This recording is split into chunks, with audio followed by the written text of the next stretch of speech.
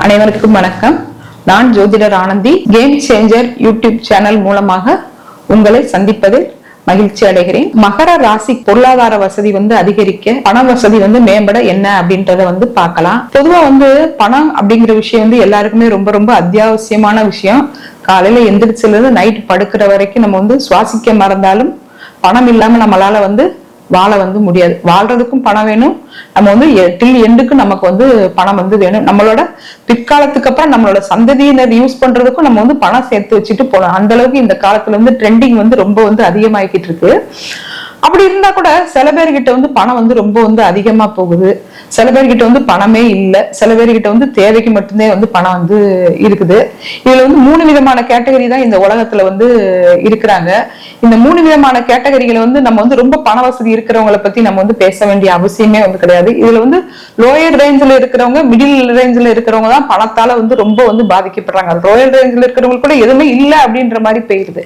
ஆனா இந்த middle class ரேஞ்சில் இருக்கிறவங்க இருக்கிற ரேஞ்சிலேயே அவங்களோட வசதியை அவங்களோட இருக்க முடியல, இல்ல அப்படின்ற ரேஞ்சிலே அவங்கள ஏத்துக்க முடியல.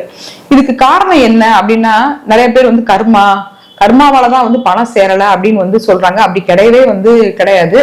அதாவது ஒருத்தவங்களோட திறமையும் அவங்களோட தொழிலும் தான் அவங்களுக்கு ஒரு பணத்தையோ புகழையோ அந்தஸ்தையோ கொடுக்க போகுது. திறமையோ ஒரு தொழிலோ ஒரு உத்தியோகமோ இல்லாத அவங்களுக்கு பணத்தை சம்பாதிக்கவே முடியாது. சில பேருக்கு பணம் இருக்கும். அதாவது அப்பா சம்பாதிச்சு வச்சிருப்பாங்க, இல்ல ஒய்ஃப் சம்பாதிப்பாங்க, இல்ல ஹஸ்பண்ட் சம்பாதிப்பாங்க. ஆனா யாருகிட்ட அந்த நிர்வாக திறமை இருக்குதோ, யாருகிட்ட ஒரு தொழில் திறமை இருக்குதோ, யாருகிட்ட ஒரு உத்தியோக திறமை இருக்குதோ, அவங்க கிட்டதான் அந்த மணியை ஆளக்கூடிய சக்தி இருக்கும். அப்ப பணம் ஒருத்தவங்கிட்ட இருக்கு அப்படின்றத மட்டும் வச்சு அவங்க பணக்காரங்க அப்படின்னு நம்ம நிர்ணயம் பண்ணக்கூடாது. அவங்களுக்கு அந்த மணியை நிர்வாகம் பண்ணக்கூடிய சக்தி இருந்தால் மட்டுமே அவங்க பணத்தை ஆளக்கூடிய வல்லமை படைத்தவர்களாக இருப்பாங்க. இப்ப ஜோதிடத்தை பொறுத்த வரைக்கும் மேனிஃபெஸ்டேஷன் சொல்றாங்க. அது என்ன சொல்றாங்க அப்படின்னு கேட்டீங்கன்னா, நீங்க உங்க வாழ்க்கையில நீங்க பெரிய பணக்காரர் ஆகிற மாதிரி, கார் வாங்குற மாதிரி, வீடு வாங்குற மாதிரி கற்பனை பண்ணுங்கன்னு சொல்றாங்க.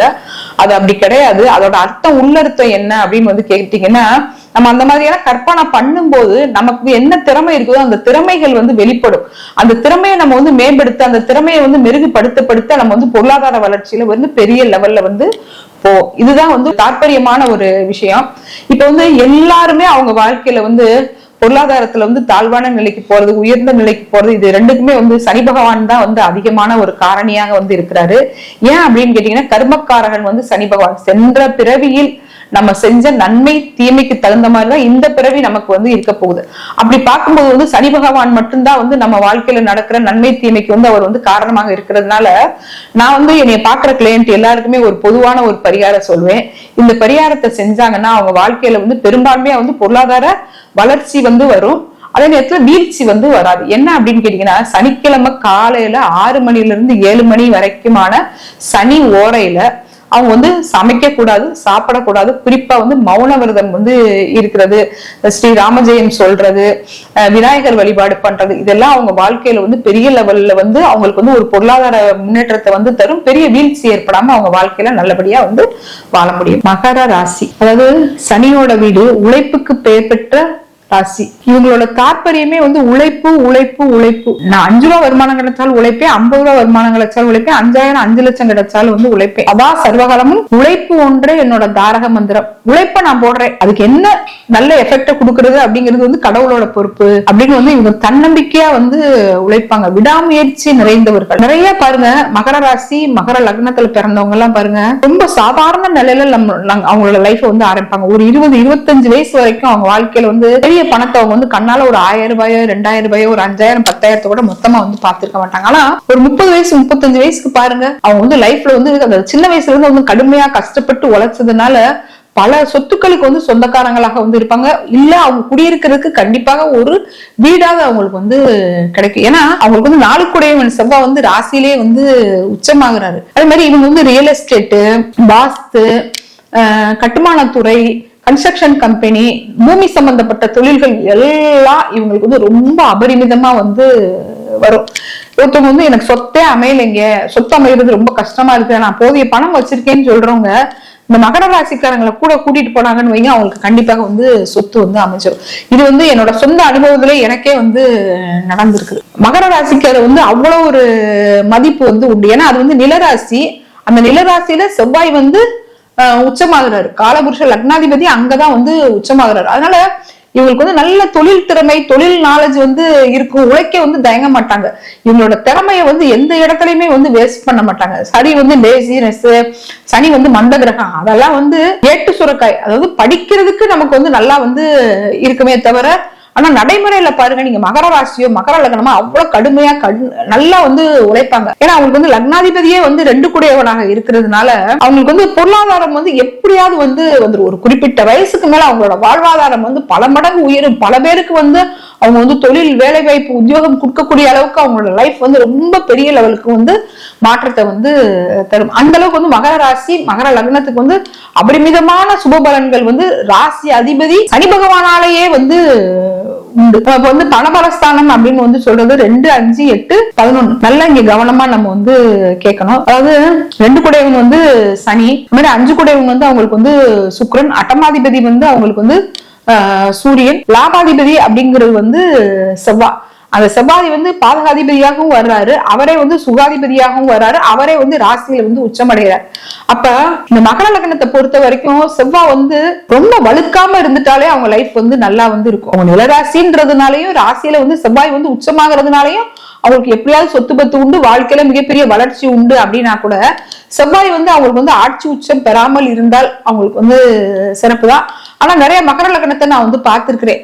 செவ்வாய் வந்து ஆட்சியா இருக்கிற மகர லக்னத்தினர் அந்த செவ்வாதச காலங்கள்ல வந்து எவ்வளவு சம்பாதிச்சாலும் கொஞ்சம் வந்து ஒரு ஏதாவது ஒரு பின்னடைவு, ஹெல்த் ப்ராப்ளம், இல்ல குடும்ப வாழ்க்கையில வந்து ப்ராப்ளம், இல்ல சொத்தால வந்து மன உளைச்சல், இப்படி எல்லாம் வந்து நிறைய வந்து இருக்கதான் வந்து செய்து. இவங்க வந்து மகரத்துக்கு வந்து 2 கூடையவனும் லக்னாதிபதியும் சனி அப்படின்றதுனால அந்த ஒரு குறிப்பிட்ட காலம் வந்து கஷ்டத்தை அனுபவிக்கும் போது அவங்க வந்து பொறுமை, நிதானத்தை வந்து கடைபிடிக்கிறாங்க. ஆனா ஒரு குறிப்பிட்ட ரேஞ்சுக்கு மேல போயிட்டாங்கன்னா அவங்களோட வாயில இருந்து வந்து வரக்கூடிய வார்த்தைகள் வந்து பிறரை வந்து காயப்படுத்துற மாதிரி வந்து இருக்குது. ஏன்னா 2 கூடையவன் வந்து சனின்றதுனால அந்த அசுபமான சில விஷயங்களை அவங்க வந்து ஹேண்டில் பண்றாங்க. அதாவது ஒரு வார்த்தை கொல்லும், ஒரு வார்த்தை வந்து வெல்லும். அப்ப அவங்களோட வாக்குல வந்து அவங்க வந்து ரொம்ப நிதானமாக வந்து இருக்கணும்.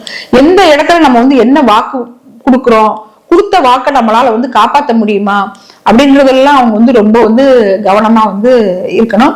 இந்த மாதிரி அவங்களுக்கு வந்து 5 கூடையவங்க வந்து சுக்கிரன், அவரே வந்து 10 கூடையவனாக இருக்கிறதுனால அவங்களுக்கு பிறக்கக்கூடிய குழந்தைகளுமே நல்ல குழந்தைகளாக இருக்கிறாங்க. அவங்க வந்து அரசியல், அரசாங்கம், அரசு சார்ந்த துறைகள்ல வந்து வெற்றி அடைகிறது, இல்ல தனக்குனே வந்து ஒரு தொழிலை வந்து உருவாக்கிக்கிறது, இல்ல தந்தை உருவாக்கிய தொழிலை அவங்க வந்து மேன்மைப்படுத்துறது, இந்த மாதிரியான நல்ல பலன்களும் அவங்களுக்கு வந்து உண்டு. லக்னாதிபதி 6 கூடையவன் சம்பந்தம், அதாவது சனி புதன் சம்பந்தம் இருந்ததுன்னா அவங்களுக்கு வந்து தந்தை வந்து ஒரு பெரிய ரிவர்ஸ் எஃபெக்ட் வந்து ஏற்படுத்தி வந்து வச்சிடறாரு. அதாவது சனி புதன் காம்பினேஷன் இருந்தால், மகர ராசிக்கோ மகர லக்னத்துக்கோ சனி புதன் காம்பினேஷன் இருந்தால் தந்தையால் அவங்க வந்து மிகப்பெரிய இழப்புகளை வந்து சம்பாதிக்கிறாங்க. தந்தை வந்து நோயாளியா வந்து இருக்கிறாரு, இல்ல தந்தை வந்து கடனாளியாக இருக்கிறாரு, இல்ல தந்தைக்காக இவங்க வந்து அவங்க தந்தைப்பட்ட கடனை வந்து இவங்க வந்து தலையில வந்து ஏத்துக்கிட்டு இவங்க வந்து அந்த குடும்பத்தை வந்து வழி நடத்துறதுனால நிறைய சிரமங்களை வந்து சந்திக்கிறாங்க. ஏன்னா லக்னாதிபதியே 2 கூடையவன் அப்படின்றதால குடும்பம் வந்து இவங்க விரும்பினாலும் இவங்க தான் அந்த பொறுப்பை வந்து ஏத்து நடத்துற மாதிரியா இவங்க தலையில எல்லா பாரமும் ஆட்டோமேட்டிக்கா வந்து சேர்ந்துருது. இப்ப சுக்கிரனை பொறுத்த வரைக்கும் சூரியனும் சுக்கிரனும் வந்து இவங்களுக்கு வந்து நெருக்கமா வந்து பயணிக்கக்கூடிய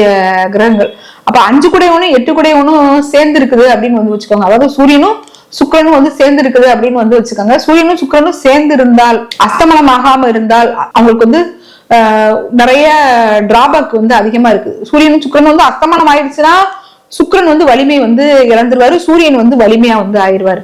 இது சுக்கிரன் வந்து நல்ல நிலையில இருந்து சூரியன் வந்து கொஞ்சம் கேப் வந்து வித்தியாசம் இருக்கு அப்படின்னா அவங்களுக்கு ஓரளவுக்கு வந்து விபரீத ராஜயோகமாக அது வந்து வேலை செய்யுது. அதிர்ஷ்டம் சார்ந்த பொருள்கள், ஷேரு, பங்குச்சந்தை, அதுக்கப்புறம் வந்து லாட்ரி, அப்புறம் வந்து ஏதாவது அதிர்ஷ்டம் சம்பந்தமான உயிர் சொத்து, இதெல்லாம் வந்து அவங்களுக்கு வந்து கிடைக்கக்கூடிய பாசிபிலிட்டிஸ் வந்து ரொம்ப அதிகமா வந்து இருக்குது. இவங்களை பொறுத்த வரைக்கும் சூரியனும் சுக்கிரனும் வந்து நல்ல நிலையில இருந்துட்டாலே இவங்க லைஃப் வந்து ரொம்ப நல்லா வந்து இருக்குது. அதே மாதிரி சூரியன் வந்து மகரத்துக்கு வந்து அட்டமாதிபதிய தோஷத்தை தருவாரா தரமாட்டாரான்றது வந்து ஒரு பெரிய கான்செப்ட்.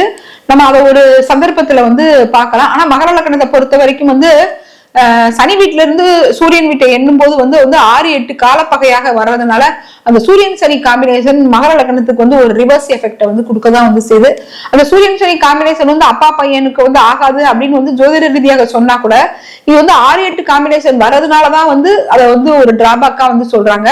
சூரியனும் சனியும் வந்து சேர்ந்து இருந்ததுன்னா பாருங்க, நிறைய இடங்கள்ல வந்து சம்பாதிச்ச பணத்தை வந்து அவங்க வந்து ஏதாவது அதிர்ஷ்டம் சம்பந்தப்பட்ட விஷயங்களை நம்பி அவங்க வந்து நிறைய வந்து தோத்து வந்து போறாங்க. இப்படி வந்து அதுல வந்து நன்மையும் இருக்குது, தீமையும் இருக்குது. மகர லக்னத்தை பொறுத்த வரைக்கும் நல்ல சுக்கிரன் வந்து ஃபுல் எஃபெக்ட் கொடுப்பாரு. ஆனா சூரியன் கூட சேரும் போது அவரோட நிலை வந்து மாறுது. இப்ப இரு ஆதிபத்தியம் பெற்ற கிரகங்கள் வந்து இவங்களுக்கு வந்து சனி இரு ஆதிபத்தியம் பெற்றது, சுக்கிரன் இது ஆதிபத்தியம் பெற்றது, சூரியன் மட்டும்தான் வந்து ஒரே ஒரு ஆதிபத்தியம். ஆனா அவங்க லைஃப் வந்து அந்த சூரியன் சுக்கிரன் காம்பினேஷன் நல்ல நிலையில இருந்தா நல்லாதான் வந்து இருக்குது.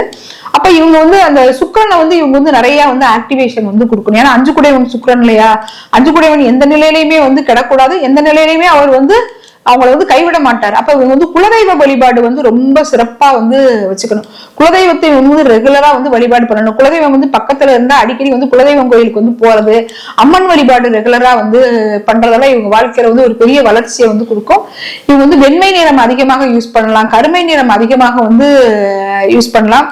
அதே மாதிரி இவங்க வந்து ஒயிட் ஜெர்கான்ற ஸ்டோன் வந்து அதிகமா வந்து யூஸ் பண்ணலாம், நீல கலர் யூஸ் பண்ணலாம். கருமை ஸ்டோன்ல வந்து இவங்க வந்து நீல கலர் வந்து போட்டுக்கிறது வந்து அவங்களுக்கு வந்து நல்ல எஃபெக்ட் வந்து கொடுக்கும். இப்ப இவங்களுக்கு வந்து பரிகாரம், கோயில் பரிகாரம் அப்படின்றத பொறுத்த வரைக்கும் வந்து குலதெய்வ வழிபாடு, 2வது வந்து மகாலட்சுமி வழிபாடு ரொம்ப ரொம்ப சிறப்பா வந்து இவங்களுக்கு இருக்கும். இவங்க எந்த பேங்க்ல அக்கௌண்ட் வச்சுக்கலாம் அப்படின்னு வந்து பார்க்கும்போது வந்து இந்தியன் ஓவர்சீஸ் பேங்க் IOB-ல வந்து இவங்க வந்து அக்கௌண்ட் வச்சுக்கிட்டாங்கன்னா இவங்களோட வாழ்வாதாரம் வந்து பல மடங்கு உயரும். அவங்க வந்து சும்மா சின்ன லெவல்ல தொழில் பண்ணிட்டு இருந்தா கூட இந்தியன் ஓவர்சீஸ் பேங்க்ல இவங்க வந்து அக்கௌண்ட் வச்சா வெளியூர், வெளிநாடு, வெளி மாநிலத்திலாம் இவங்க தொழில் வந்து பெரிய லெவல்ல வந்து வளரும். இம்போர்ட், எக்ஸ்போர்ட், ஏற்றுமதி, இறக்குமதினு அவங்க வாழ்க்கை வந்து பல மடங்கு வந்து உயரும்.